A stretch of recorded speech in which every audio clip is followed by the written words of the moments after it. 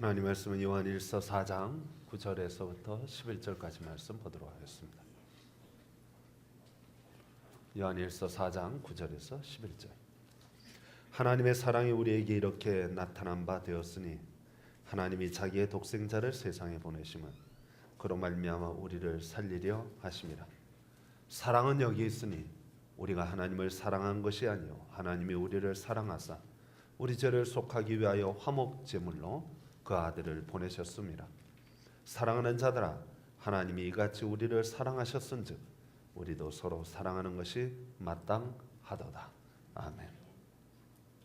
미국 노스웨스트 장로교회 담임 목사님이신 네이트 콘네드라는 목사님이 계십니다. 이 목사님은 평소 시간이 나면 빙벽 등반하는 것을 취미로 하고 있었습니다. 2011년 2월 8일 화창한 날씨에 영하 17도 되는 날씨인데 이날도 역시 빙벽 등반하기가 참 좋아서 노련한 등반가 4명의 친구와 함께 뉴햄프셔에 있는 드라큘라 빙벽이라고 하는 약 34m 높이 되는 빙벽을 등반하기로 했습니다. 저는 예전에 북한산에 오른 적이 몇 번 있는데 정상에 다다르면은 약간의 바위를 타야 하는 코스가 있습니다. 짧은 코스이지만 일반인들이 올라가기는 쉽지 않은 코스입니다. 암벽 등반을 즐겨하시는 우리 나영한 장로님의 도움을 받아서 저는 겨우 그 바위에 올라갈 수 있었습니다. 저는 그 바위를 타는 순간 속으로 몇 번이고 생각했습니다. 내가 미쳤지. 그런 생각을 했습니다. 산 정상에는 이미 많은 사람들이 야호 외치고 있었는데 저는 두 다리가 후들걸려 떨려서 죽는 줄 알았습니다. 그날 이후 북한산 꼭대기에는 두 번 다시 올라가지 않았습니다. 네이트 콘네드 목사님은 저보다 담력이 훨씬 센 것 같습니다. 그는 그 드라큘라 빙벽을 올라가는 그날 몸 컨디션이 최상이었습니다. 자신의 등반 실력에 대해서도 확실하게 믿었습니다. 그래서 선등하기로 결정했습니다. 선등이라는 것은 먼저 올라가면서 뒤에 따라오는 사람들이 올라올 수 있도록 그 나사못, 얼음 나사못을 박아가지고 줄을 연결해 주면서 길을 개척하는 역할을 하는 것입니다. 보통 능숙한 실력이 아니면 선등을 할 수가 없습니다. 이분은 그 34m 얼음 빙벽을 올라가기 시작했습니다. 그런데 거의 3분의 2 지점까지 올라갔는데 힘이 딸리기 시작했습니다. 온몸에 힘이 빠지고 팔다리가 후들거리기 시작했습니다. 얼음 나사못을 박아 넣어야 하는데 박아 넣을 힘도 없었습니다. 그는 추락의 위험을 느끼기 시작했습니다. 피켓을 최대한 얼음에다가 깊이 찍어놓고 등산화로 빙벽을 차서 발밑을 단단히 고정시킨 다음에 친구에게 구조를 요청했습니다. 그는 친구가 던져둔 로프를 잡을 힘마저 없었습니다. 아차하는 순간 발은 미끄러지고 피켓은 빠지고 추락하기 시작했습니다. 그는 곧장 20m 높이 얼음에서 떨어졌습니다. 얼음 빙벽에 부딪혀서 몸은 튕겨져 나갔습니다.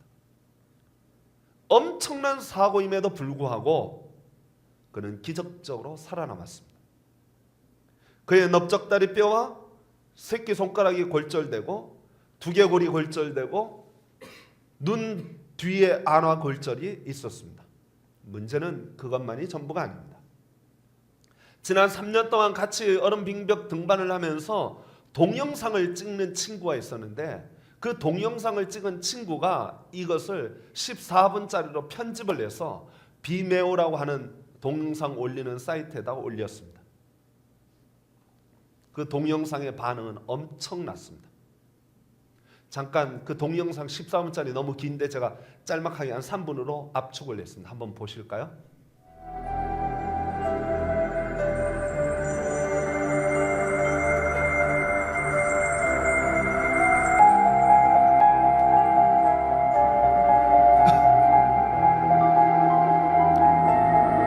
Few are the moments in a man's life where he can say he has truly changed. That he can say made him who he is, who he wants to be.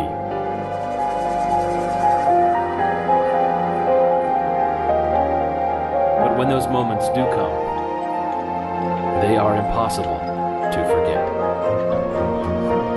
This is Dracula. It stands over 110 feet tall. It has two routes. The left at 4+. The right side, Nate's side, is a 4+5.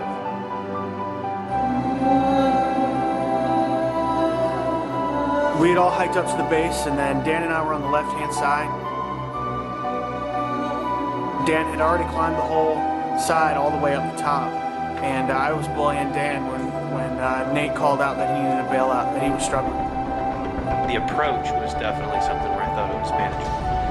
As I got onto the ice, it was having set my second piece of pro, and on my way to the third, I kind of realized I could be in trouble here. I tucked into that chimney, I stemmed a little bit, was hanging on my leash, and set the screw, but I didn't have the strength or the wherewithal at that point. You know, I knew that everything was failing.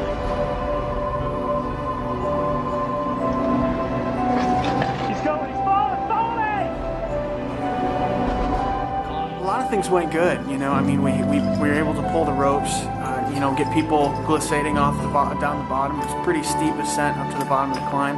We definitely could have done it a lot faster than we did. Could have gotten, you know, focused on getting Nate and one other person with a set of car keys out to the car to the hospital as quickly as possible. Nobody panicked, nobody freaked out, and I think that was really good. That was what needed to happen. Where are you now? I'm in North Conway, New Hampshire. The adventure and the camaraderie and the bonding that we get as guys together is worth the risk. Fractured fibula, fractured right pinky, skull fracture in my frontal lobe, and an orbital fracture in my eye. So I swelled up pretty good the first day, and still seeing a lot, obviously black eyes, and still swelling, moving around, and squishy eyelids and half opened eyes, but that's it. A couple of hairline fractures, I walked away, hiked out. I'm doing really well for the fall that it took.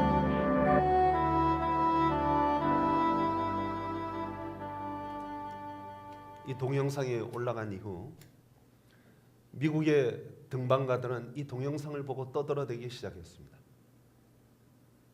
미국 최고의 등산가인 윌 가드는 이 동영상을 자신의 블로그에 올려놓고 신랄한 비판을 가했습니다.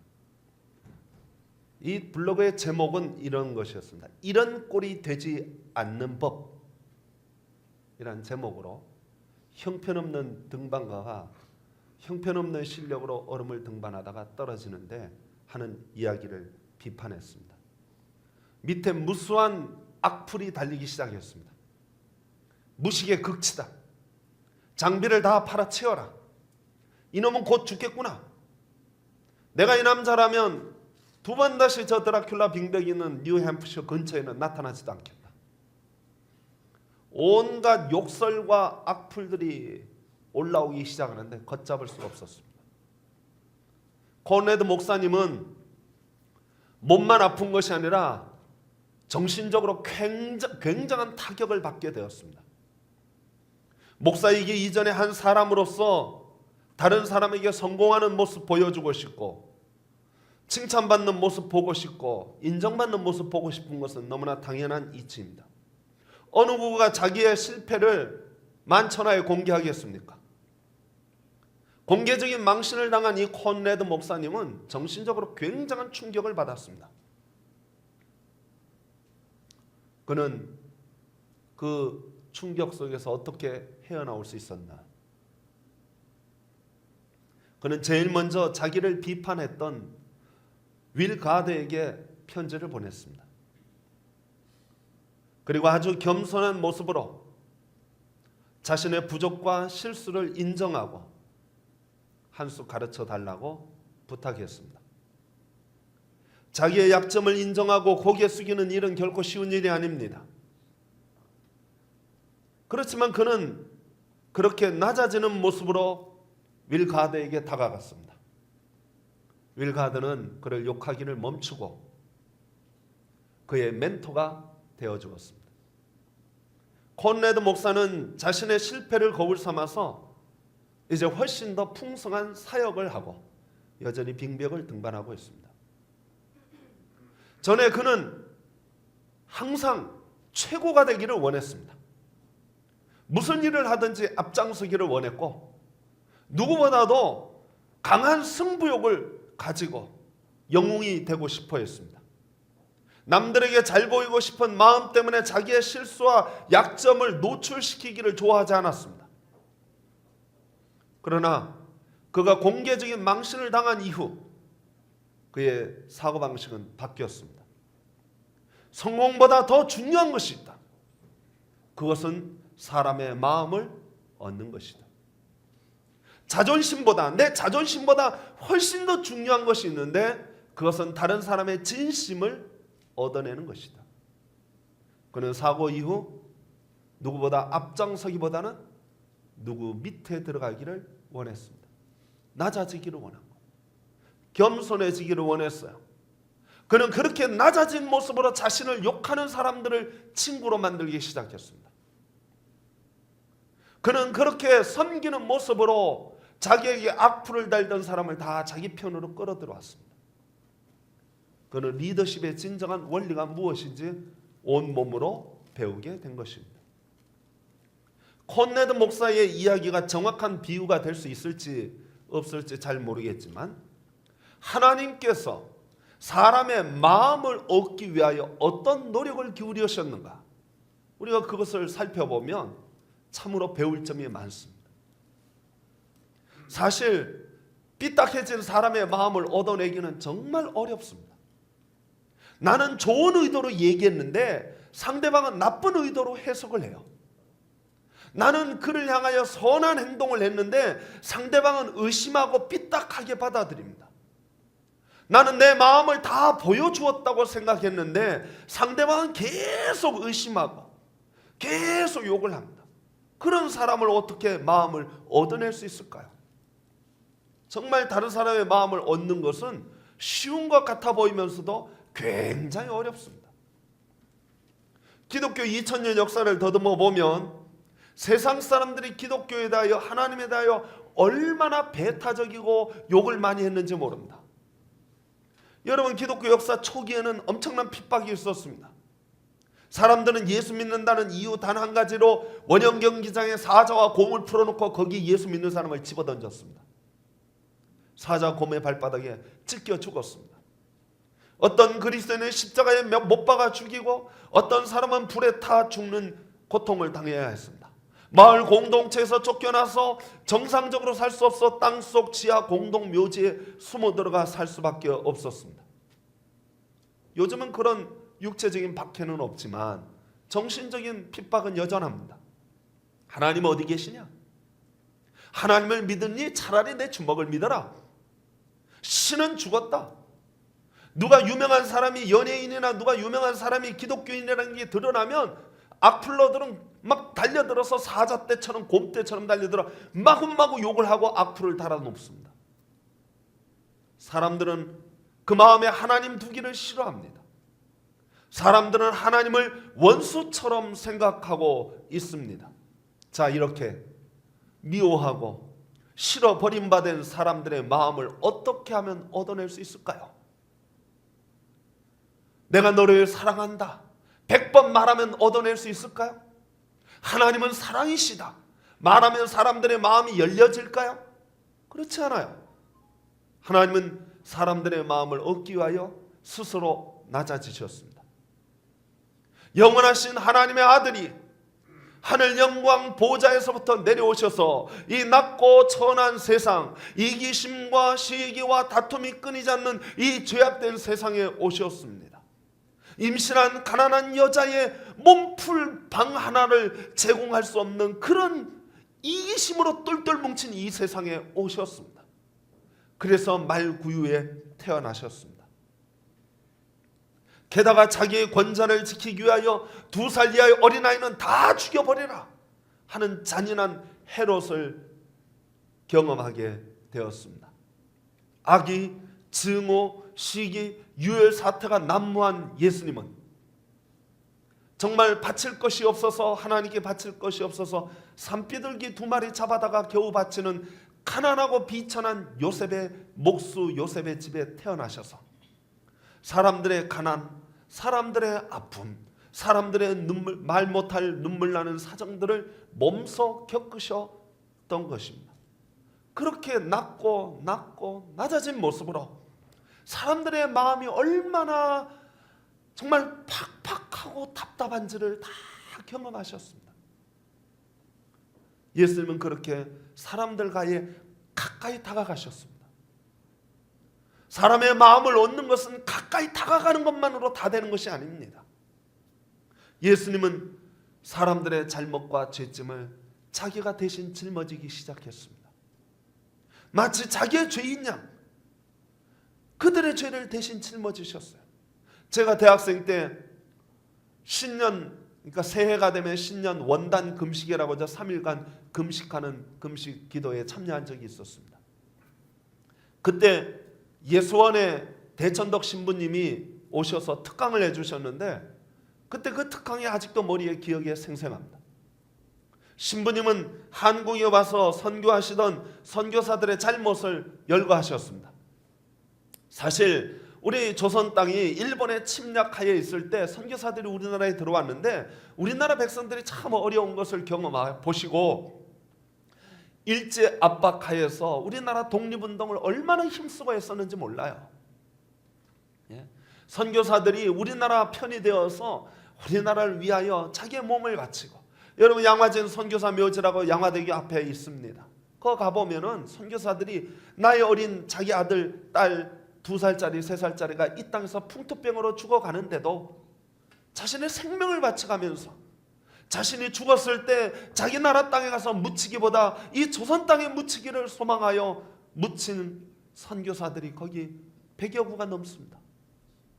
얼마나 많은 선교사들이 이 나라를 사랑하여서 이 나라의 목숨을 바쳤는지 몰라요. 저는 신학교에서 한국 교회사를 배울 때 선교사들의 공적을 많이 배웠습니다. 그런데 이 대천덕 신부님이 그동안 숨겨졌던 선교사들의 잘못, 선교사들의 과오를 하나하나 열거하기 시작했습니다. 그러면서 자신도 선교사의 한 사람으로 그 모든 잘못을 학생들 앞에서 대신하여 회개하기 시작했어요. 정말 미안하다, 잘못했다, 눈물 흘려가며 무릎 꿇기 시작했습니다. 어쩌면 대천덕 신부님은 성공의 신부인데 많은 그리스도인들이 존경하는 분입니다. 이미 작고하셨지만은 강원도 태백 황지라고 하는 곳에 예수원 수도원을 세우고 거기서 정하게 경건 생활하며 한국 기독교의 부족한 점이 경건 생활을 하는 것인데 그 경건 생활을 할 수 있도록 거기서 조용히 수도 생활하시는 아주 훌륭하신 선교사님이십니다. 그분은 자기의 잘못이 사실은 거의 없다고 해도 과언이 아닐 정도예요. 그런데 그분은 다른 선교사의 잘못이 마치 자기 것이냐, 그렇게 진심으로 우리에게 사죄하는 것을 보면서 훌륭하다는 생각을 하지 않을 수 없었습니다. 그런데 여러분, 우리 예수님은 그 정도가 아닙니다. 하나님께서 아들 예수 그리스도를 세상에 보내신 것은 우리의 죄를 다 그에게 담당시키기 위해서입니다. 아무 죄도 없으시고 죄를 알지도 못하시는 아들 예수에게 세상 모든 죄를 다 지시고 피와 눈물을 다 쏟으셨어요. 겟세마네 동산에서 피땀 흘려 눈물 범벅 피범벅이 되어 우리를 위하여 기도해 주셨습니다. 그리고 우리의 모든 죄를 다 짊어지시고 하나님과 우리 사이에 가로막힌 원수된 것 곧 담을 허시고 우리를 하나님과 화목하게 하셨습니다. 사람의 마음을 얻기 위하여 예수님은 자신의 생명을 바쳤습니다. 다윗은 이런 고백을 했습니다. 사람이 무엇이간데 주께서 저를 생각하시며 인자가 무엇이간데 주께서 저를 돌보십니까? 우리가 뭐 그리 대단한 존재라고, 사실 우리는 하나님의 사랑을 받을 만한 자격이 없습니다. 우리가 그만큼 훌륭하고 뛰어난 것도 아닙니다. 야곱은 고백하기를 나는 지렁이만도 못하다 그랬어요. 그래요. 지렁이만도 못한 우리를, 회칠한 무덤 같은 우리를, 입으로 들어가는 것보다 입에서 나오는 것이 훨씬 더 더럽고 악한 우리를, 하나님은 사랑받을 만한 자격과 조건이 아무것도 없는 우리를 위하여 자기의 아들 독생자를 내어주셨습니다. 우리의 마음 얻고자, 우리의 중심을 얻고자 그렇게 하셨습니다. 육신의 아버지에게 인정받지 못했던 다윗은 이런 고백을 합니다. 내 부모는 나를 버렸으나 여호와는 나를 영접하시리니. 그래요. 세상 모든 사람, 심지어 자기 부모도 자기를 버릴지라도, 모든 사람이 다 나에게 등을 돌릴지라도 하나님은 내 편 되어주시오. 내 허물 아시고, 내 약점 아시고, 내 죄악을 아시고, 내 잘못을 다 아시면서도 그 모든 잘못과 죄악을 아들 예수님에게 다 맡기시고 우리를 의롭다 하시고 우리를 하나님 자녀 삼아주시고 우리를 품어주신 분이 하나님 아버지십니다. 하나님께서는 우리의 마음을 얻고자, 우리의 사랑을 얻고자 거기서 멈추지 않았습니다. 한 걸음 더 나아가 하나님은 아들 예수님을 죽은 지 사흘 만에 부활시켰습니다. 부활시키면서 하시는 말씀이, 이것은 예수님 한 사람만의 부활이 아니라 예수 그리스도를 믿는 모든 자의 부활의 첫 열매 되게 하셨다. 그 말이 무엇입니까? 저와 여러분들에게 부활을 선물로 주시겠다는 거예요. 영생을 선물로 주시겠다는 거예요. 영원한 생명, 값없는 생명을 우리에게 허락하여 주시겠다고 하시는 것입니다. 사도 바울은 에베소서에 이렇게 쓰고 있습니다. 허물로 죽은 우리를 그리스도와 함께 살리셨고 또 함께 일으키사 그리스도 예수 안에서 함께 하늘에 앉히시니. 성도 여러분, 어느 누구가 그보다 더 높은 자리에 올라갈 수 있겠습니까? 하나님께서는 우리를 하늘 그 높은 보좌에 예수 그리스도와 함께 앉히시겠다고 하셨습니다. 물론 아직 된 것은 아닙니다. 그러나 저는 믿습니다.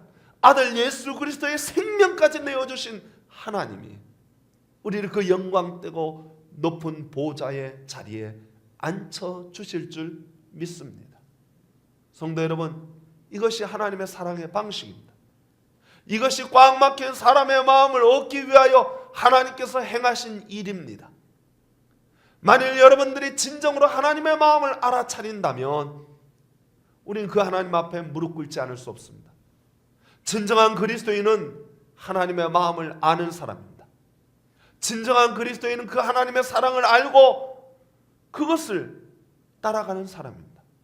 오늘 본문 요한일서 4장 10절 11절에 이런 말씀이 기록되어 있습니다. 사랑은 여기 있으니 우리가 하나님을 사랑한 것이 아니요 하나님이 우리를 사랑하사 우리 죄를 속하기 위하여 화목제물로 그 아들을 보내셨습니다. 사랑하는 자들아, 하나님이 이같이 우리를 사랑하셨은즉 우리도 서로 사랑하는 것이 마땅하도다. 성도 여러분, 우리 서로 사랑합시다. 하나님의 마음을 조금이라도 흉내내 봅시다. 모두들 영웅 되겠다고 떠벌리는 세상입니다. 자존심 하나 지키기 위하여 목숨 거는 세상입니다. 한번 비뚤어진 마음 다시 펴기를 싫어하는 세상입니다. 너 죽고 나 죽자 하고 덤벼드는 세상입니다. 여러분, 이 험한 세상에 자존심이 뭐 중요하고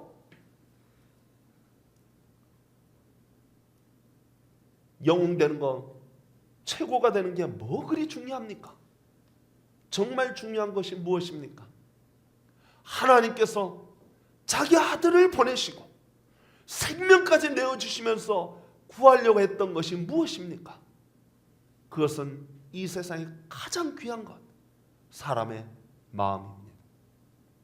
성도 여러분, 저와 여러분들이 사람의 마음을 얻는 일에 최선을 다할 수 있기를 소망합니다. 다른 사람의 마음을 얻는 것보다 더 귀한 일이 없어요.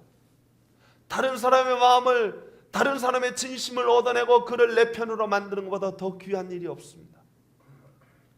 성도 여러분, 우리 그리스도인은 다른 사람의 마음을 얻을지언정 다른 사람의 마음에 상처를 주고 아픔을 주고 어떻게 하면 괴롭게 할까? 어떻게 하면 힘들게 할까? 어떻게 하면 욕을 먹일까? 생각하는 사람이 아닙니다. 그리스도인은 다른 사람의 마음을 얻기 위하여 낮아지고 생명을 바치고 어마어마한 선물을 준비하여 그의 마음을 녹이려고 애를 썼던 하나님의 마음을 흉내내는 사람입니다. 성도 여러분, 저와 여러분들이 그 하나님의 사랑, 그 하나님의 마음을 본받아 서로 사랑합시다. 서로 기도합시다.